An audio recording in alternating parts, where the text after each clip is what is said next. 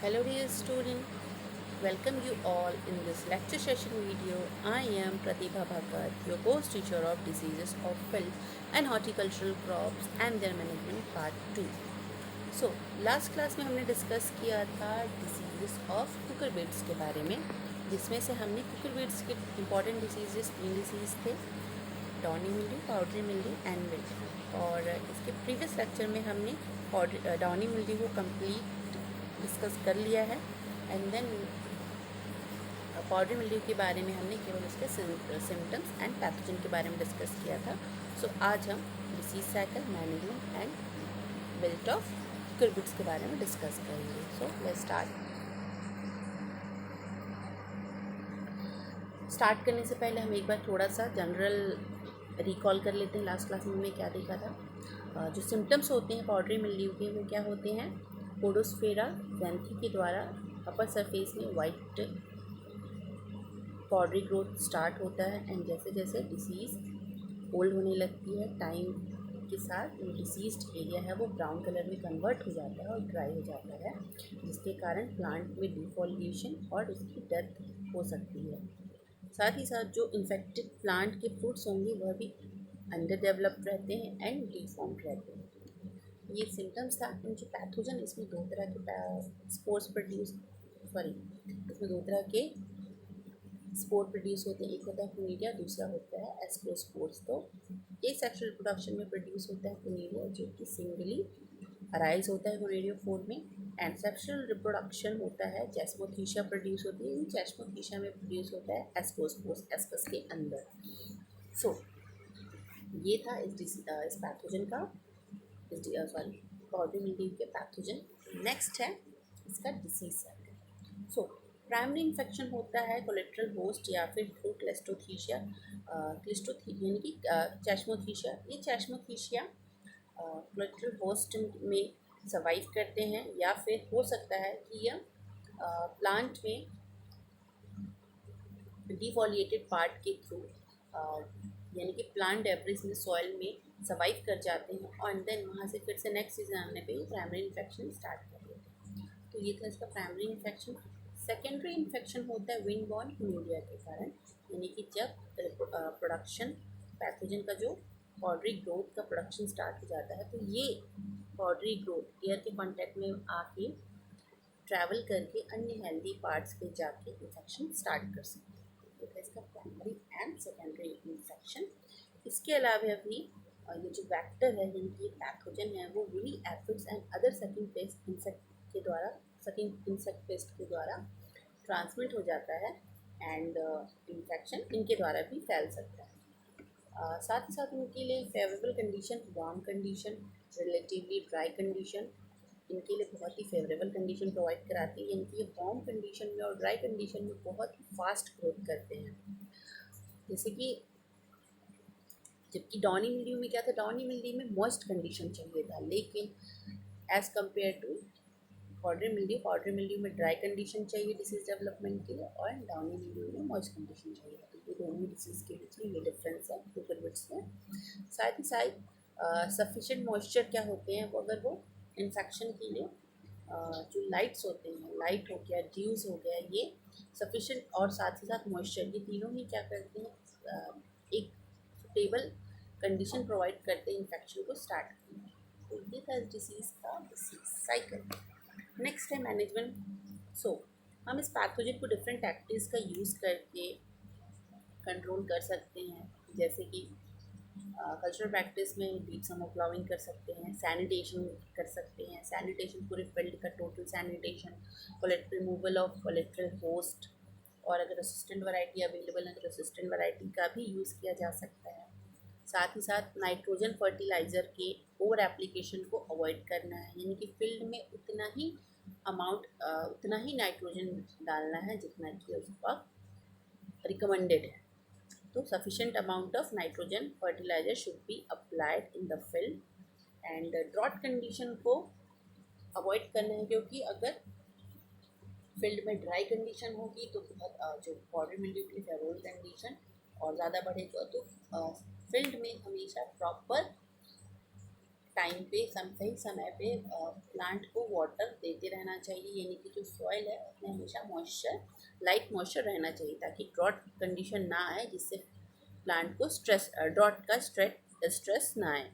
सो इस तरह से ड्रॉट कंडीशन को अवॉइड करके भी डिसीज़ को कंट्रोल किया जा सकता है, जैसे कि प्लांट साथ साथ destruction of infected plant debris. और हर 3 साल में रोटेशन, यानी कि 3 years ऑफ रोटेशन को हमें नॉन ससेप्टेबल क्रॉप्स के साथ प्रैक्टिस करना चाहिए, ताकि जो डिसीज़ का इन्फेक्शन रेट है वो कम हो जाए। ये थे इसके cultural practice. Then chemical practice में डिनोकैप एंड टिबिकोनाजोल या फिर स्ट्रोबिन का हम यूज़ कर सकते हैं। ये तीनों ही फंजीसाइड्स फील्ड में बहुत ही इफेक्टिव है पाउडरी मिल्ड्यू को कंट्रोल करने के लिए, या फिर हम सल्फर फंजीसाइड्स का भी यूज़ कर सकते हैं। इन सारे टैक्टिक्स को यूज़ करने से फील्ड में जो डिसीज़ का इंसिडेंस है वो अपने आप ही कम हो जाता है। तो ये था पाउडरी मिल्ड्यू और कुकुरबिट्स। नेक्स्ट डिसीज़ है वेस्कुलर विल्ट, जो कि कॉज होती है एक बैक्टीरिया से, यानी कि वेस्कुलर विल्ट एक बैक्टीरियल डिसीज़ है जो कि कॉज होती है बैक्टीरिया इर्विनिया ट्रैचिफिला से। सो इर्विना के जो सिम्टम्स प्लांट में कुछ इस तरह से होते हैं। जैसे कि विल्ट में क्या होता है, विल्ट में हमेशा प्लांट क्या होता है, हरी कंडीशन में अपनी टर्जिडिटी खो देते हैं, जिसकी वजह से वो मुरझा जाते हैं और धीरे धीरे प्लांट पूरी तरह से उनमें विल्टिंग आ जाती है और वे मर जाते हैं। सो इसमें भी सिम्टम्स कुछ इसी तरह से। स्टार्टिंग में जो सिम्टम्स है पहले वो सिंगल लीफ में अपीयर होते हैं। सिंगल लीफ क्या होती है, सडनली उसमें विल्ट के सिम्टम्स शो होते हैं और धीरे से प्लांट डल ग्रीन कलर का हो जाता है, जिसके आप इस इमेज में देख सकते हैं। जो लीव्स हैं स्टार्टिंग में डल ग्रीन कलर की हो जाती है एंड धीरे धीरे वह पूरी की पूरी ड्राई होने लगती हैं। ये विल्ट के सिम्टम्स स्प्रेड होने लगते हैं पूरे प्लांट में एंड लीफ से ऊपर की सरफेस से लेकर नीचे के डाउन तक ये जो सिम्टम्स है वो चले फैल जाता है और इंटायर जो प्लांट होता है वो मुरझा जाता है, डल ग्रीन हो जाता है, श्रिवल हो जाता है और सूख के मर जाता है। तो इस तरह से इनका इन्फेक्शन होता है।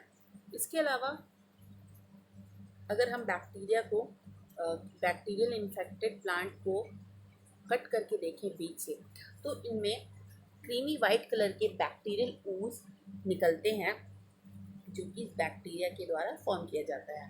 सो ये था इस डिसीज़ का सिम्टम्स। नेक्स्ट है पैथोजन। सो इस डिसीज़ में जो इस डिसीज़ का पैथोजन है वह है इल्वीनिया ट्रैचिसिफिला एंड यह बिलोंग करता है phylum proteobacteria, class gammaproteobacteria, order enterobacterales and family enterobacteriaceae. ये इसका टैक्सोनॉमिकल ट्री है। एंड अब हम बात करते हैं बैक्टीरिया का। बैक्टीरिया का जो स्ट्रक्चर होता है वह एक कैप्सूल के शेप का होता है, या इसे हम बैसिली शेप भी कहते हैं। जो बैक्टीरिया का शेप होता है यह बैसिली शेप का होता है। साथ ही साथ यह प्लांट की यह ग्राम नेगेटिव बैक्टीरिया है एंड इसमें फ्लैजिला प्रेजेंट रहते हैं। इसके अलावा जो बैक्टीरिया होता है बैसिली के अलावा रॉड शेप का भी होता है एंड यह प्लांट के जाइलम वेस्कुलर बंडल्स में बहुत जल्दी फास्ट इन्फेक्शन स्टार्ट करता है। तो ये था इस बैक्टीरिया का पैथोजन, जिसमें बैक्टीरिया एक ग्राम नेगेटिव बैक्टीरिया है, इनका शेप बैसिली रॉड शेप है एंड फ्लैजिला इनमें प्रेजेंट है। सो ये था बैक्टीरिया। नेक्स्ट है इनका disease cycle. Disease cycle discuss करने से पहले जो बैक्टीरिया है, यह बैक्टीरिया में आप देख सकते हैं कि जो फ्लैजिला है वह चारों तरफ प्रेजेंट है। तो ये बैक्टीरिया क्या है, इसकी बॉडी के चारों तरफ प्रेजेंट होगा बैक्टीरिया का फ्लैजिला एंड ये फ्लैजिला बैक्टीरिया को हेल्प करते हैं फास्ट मूव करने के लिए, यानी कि इसकी मोबिलिटी के लिए, जिससे बैक्टीरिया बहुत ईजिली प्लांट में अंदर वेस्कुलर बंडल्स में ट्रैवल कर सके और इन्फेक्शन को स्प्रेड कर सके। So next disease cycle. Disease cycle में जो डिसीज़ है या पैथोजन है या प्राइमरी इन्फेक्शन फील्ड में क्या करते हैं, ये बैक्टीरिया एक वेक्टर में सर्वाइव कर जाते हैं। ये ऐसा बैक्टीरिया है जो कि वेक्टर्स में सर्वाइव करता है और उनके द्वारा ही प्लांट में एंटर करता है। यानी कि जो प्राइमरी इन्फेक्शन जो वेक्टर होता है वह होता है स्ट्रिप्ड कुकुम्बर बीटल। ये स्ट्रिप्ड कुकुम्बर बीटल के अंदर बैक्टीरिया सर्वाइव कर जाते हैं और जब ये वेक्टर फील्ड में फीडिंग करता है तो तब ये इनकी बॉडी से ये प्लांट में एंटर कर जाते हैं, यानी कि जो जब ये फीडिंग करता है तो उनमें वुंड्स बनाता है, तो उन वुंड्स के थ्रू ये प्लांट में डायरेक्टली एंटर कर जाते हैं एंड प्राइमरी इन्फेक्शन कॉज करते हैं। इवन सेकेंडरी इन्फेक्शन ये भी प्लांट में कुछ इसी तरह से कॉज करते हैं। सेकेंडरी इन्फेक्शन भी इस स्ट्रिप कुकुम्बर बीटल के द्वारा डिसीज को स्प्रेड किया जाता है, यानी कि वो एक फील्ड से एक प्लांट से दूसरे प्लांट, देन एक फील्ड से दूसरा फील्ड, इस तरह से यह डिसीज स्प्रेड होता है। इसके अलावा यह डिसीज़ और कई मेथड से भी स्प्रेड हो सकती है, जैसे कि इरिगेशन वाटर, रेन स्प्लैश से, या फिर कल्चरल ऑपरेशन। हम अगर कोई कल्चरल ऑपरेशन फील्ड में कर रहे हैं तो फील्ड में अगर हमने किसी कुछ टूल्स को यूज़ किया, अगर हमने इन्फेक्टेड फील्ड में टूल्स यूज़ किया और ये इन्फेक्टेड टूल्स में अगर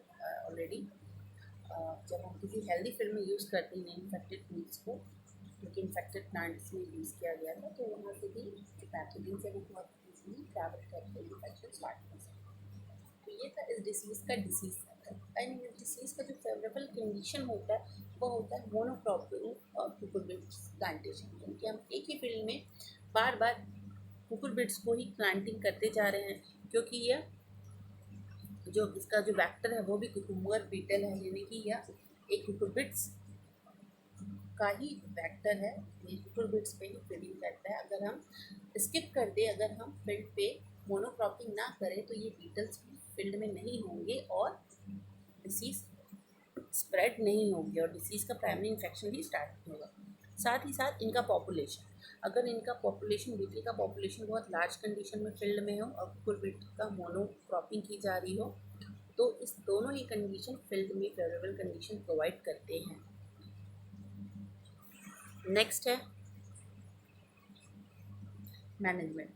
सो इस डिसीज़ को मैनेज करने के लिए हम डिफरेंट टैक्टिक्स का यूज़ कर सकते हैं, जैसे कि रेसिस्टेंट वैरायटी। रेसिस्टेंट वैरायटी भी फील्ड में अगर रेसिस्टेंट वैरायटी अवेलेबल है तो हमें इस तरह के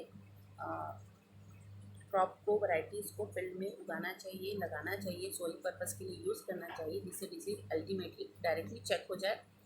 साथ ही साथ इंसेक्टिसाइड भी डालना बहुत इंपॉर्टेंट है, क्योंकि अगर हम इंसेक्टिसाइड यूज़ करते हैं तो वह बीटल को किल करेगा। सो हम इंसेक्टिसाइड के रूप में हम सेविन, मैलाथियन और रोटेनॉन का यूज़ कर सकते हैं। साथ ही साथ अर्ली कंट्रोल में हम क्या कर सकते हैं, जितना से जल्दी से जल्दी जितने जो इन्फेक्टेड प्लांट इमर्ज हो रहे हैं उनको हमें फील्ड से रिमूव कर देना चाहिए और बीटल्स के जो पॉपुलेशन है उनको सप्रेस करना चाहिए। इससे पहले फील्ड में टाइम टू टाइम ऑब्जर्वेशन लेना चाहिए, ताकि बीटल का जो पॉपुलेशन है वो फील्ड में हमेशा देखने को मिलता रहे। तो ये था इस डिसीज़ का मैनेजमेंट। तो टोटल कुकुरबिट्स के 3 इंपॉर्टेंट डिसीजेस थे, powdery mildew, downy mildew and vascular wilt. Vascular wilt इसलिए क्योंकि ये प्लांट के वेस्कुलर बंडल्स पे इन्फेक्शन स्टार्ट करता है, इसलिए इसका नाम है वेस्कुलर विल्ट। तो ये तीनों ही डिसीजेस कंप्लीट हो गई हैं। अब नेक्स्ट क्लास में हम नेक्स्ट डिसीजेस के नेक्स्ट क्रॉप्स के बारे में डिस्कस करेंगे और उनके डिसीजेस के बारे में डिस्कस करेंगे। सो आज के लिए इतना ही। Thank you. Stay safe.